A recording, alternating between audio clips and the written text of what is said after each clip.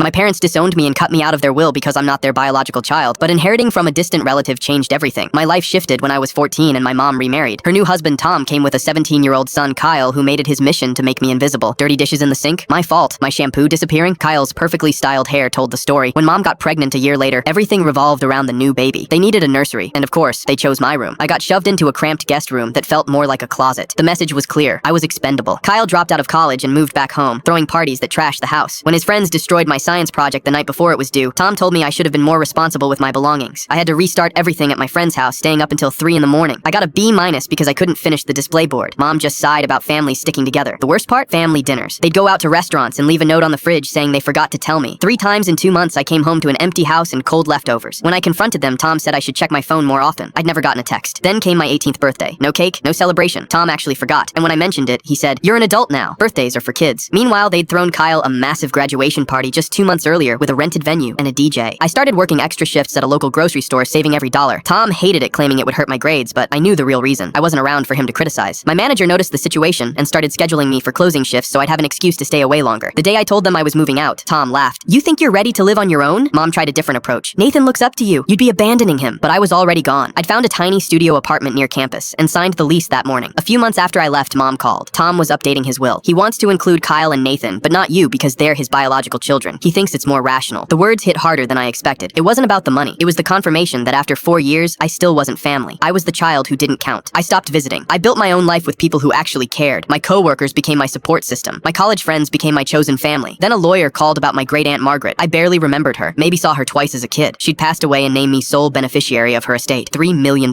Properties, investments, everything. Her letter explained she'd always admired my independence. She'd watched from a distance as I navigated my father's death and my mother's remarriage. She saw herself in me and wanted to give me the freedom she never had. I bought a small house and invested the rest. I didn't tell anyone at first, but secrets don't keep. A distant cousin found out through probate records, and within days my phone exploded. Mom, Tom, Kyle, relatives I hadn't heard from in years. Everyone suddenly needed money for medical bills, school tuition, house repairs. Mom invited me to coffee. She didn't ask how I was doing. She got straight to it. "I expect you to write me a check for $1 million.